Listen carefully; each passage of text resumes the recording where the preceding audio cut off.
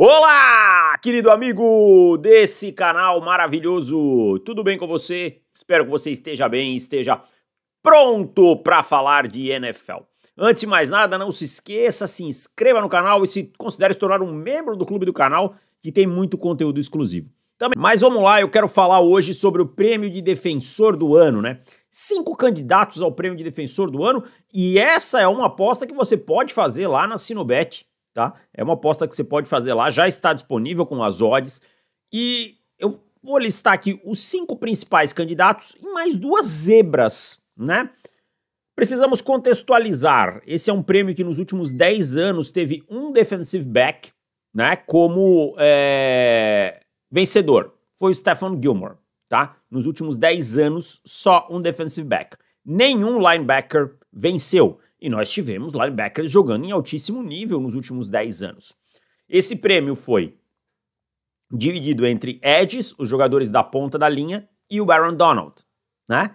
Que não era um edge, era um jogador de interior de linha defensiva, mas que a gente sabe da capacidade de pass rush, que a gente sabe de como ele produzia e como ele foi talvez o maior defensor da história, se não o maior, um top 3 da história aí da NFL.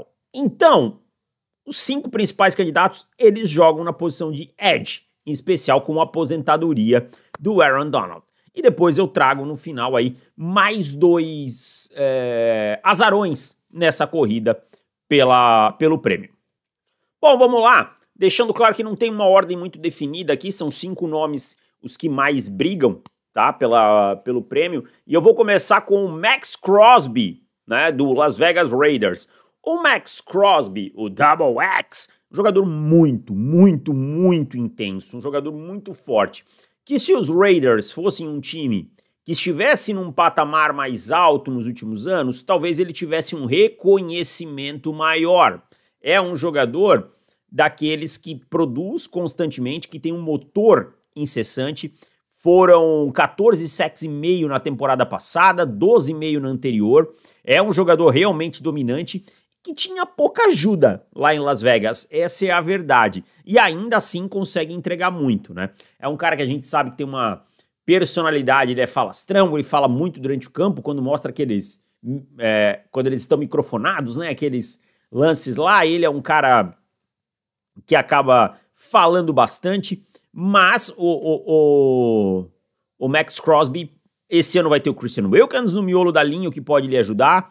Então é um mundo diferente assim para o Maxx Crosby, que talvez possa fazer com que ele seja mais reconhecido.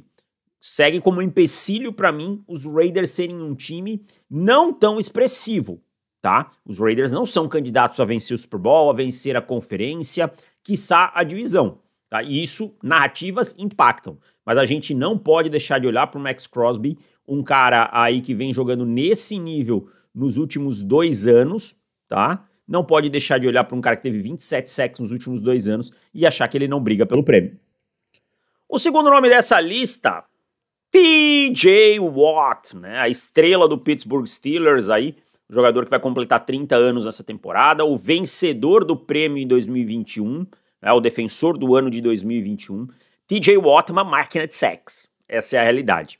É muito difícil você conseguir anular o TJ Watt por uma partida inteira, tá?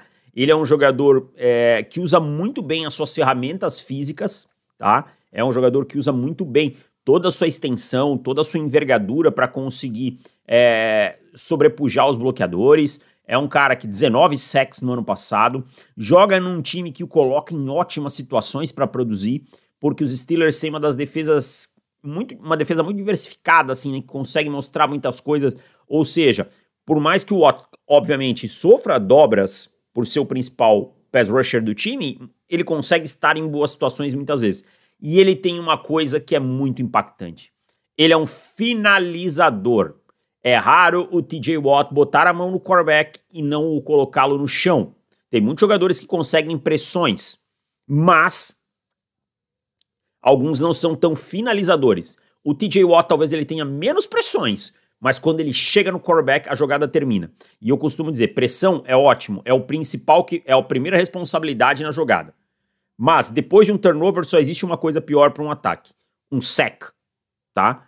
Um sack te faz andar para trás, faz com que você tenha que mudar todo o plano daquela campanha. E o TJ quebra várias campanhas por conta disso, por essa sua capacidade de finalizar, tá? É um jogador que tem alguns probleminhas de lesões menores aqui e acolá, mas ainda assim jogando lá no nível mais alto, tá? Eu não olho pro TJ Watt e espero uma temporada de menos de 14 sacks. É muito difícil olhar para ele e pensar nisso. Então é um cara que força muitos fumbles também, né? É um cara que consegue ser muito agressivo no ataque ao quarterback, produz muito contra o jogo terrestre. Eu acho que é um jogador bem completo, esse é o grande ponto. Então TJ Watt é, sem sombra de dúvida, um candidato. Terceiro nome dessa lista, Nick Bosa, do San Francisco 49ers. Vencedor do prêmio em 2022, calouro defensor do ano em 2019, né? Bosa, ano passado, talvez não tenha tido seu melhor ano, né? 10,5 sacks, mas teve 18,5 em 2022. É um jogador que tem uma capacidade física assustadora, tá? Uma capacidade física assustadora. É um cara que você olha pra ele e você não consegue entender como um cara daquele tamanho consegue mostrar tanta explosão. Tecnicamente, o Nick Bosa de 2019 pra cá, quando ele chegou na liga, ele tem uma evolução contínua muito boa em repertório de pass rush, em capacidade de chegar ao quarterback de formas diferentes, né? A disciplina tática do Nick Bosa cresceu muito, tá? Ele é um pilar realmente defensivo nos 49ers, é um cara que tem anos e anos e anos aí para jogar em alto nível, tá? Também é um cara que lida com pequenas lesões, mas é um jogador que num bom dia ele é imbloqueável, diríamos assim, tá? Nick Bosa é imbloqueável. E o Nick Bosa tem uma narrativa muito forte, né? Que são os 49ers. Os 49ers são um dos melhores times da liga. Os 49ers produzem muito, né? Então, assim, os holofotes sobre os 49ers são grandes nesse momento, né? Os Steelers são um time pequeno? Não é isso. Mas os holofotes sobre os Raiders e os Steelers dos citados é menor.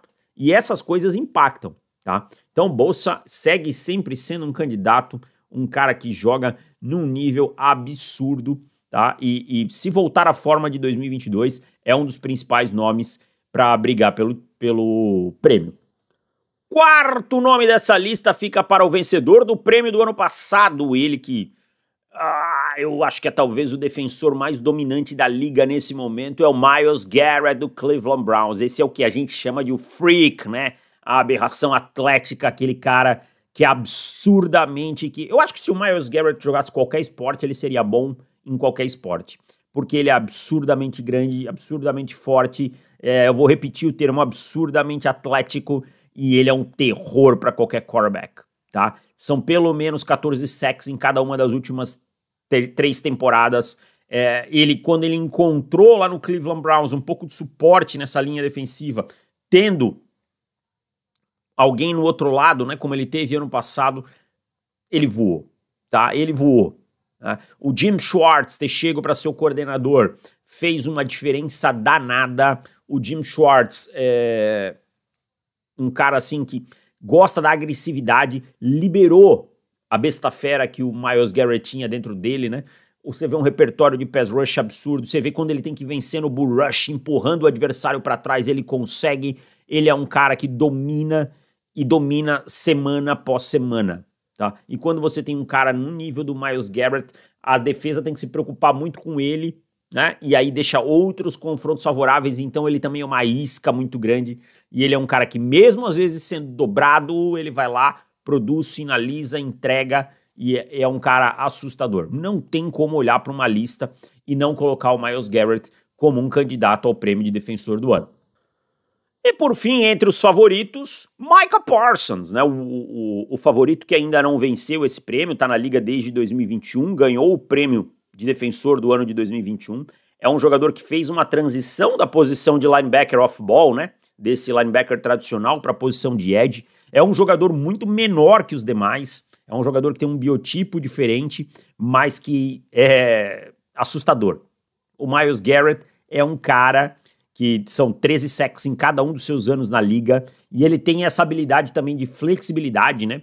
De vir jogar às vezes também um pouquinho como linebacker, Mas você vê que ele é um cara menor, mas ele entra pelo meio da linha muitas vezes e ele bate um guard, ele bate um center, mas ele ataca por fora porque ele tem uma flexibilidade muito grande, e aí por ele ser menor, o centro de gravidade dele é menor, então ele consegue contornar o arco muito bem. Isso torna um terror pro offensive tackle tentar encontrar o peito dele, e ele joga com uma ferocidade, uma agressividade que é assustadora, tá? O Micah Parsons, ele tem isso, essa capacidade de jogar todo o snap a 100% como se fosse o último, e de uma forma que ele vai machucando o mental do oponente. É um jogador que ele consegue entrar na mente do adversário sem falar uma palavra, porque ele tem uma força que, quando você olha para ele, coloca ele, por exemplo, ao lado do Nick Bosa, você olha e pensa, pô, o Nick Bosa é muito mais forte.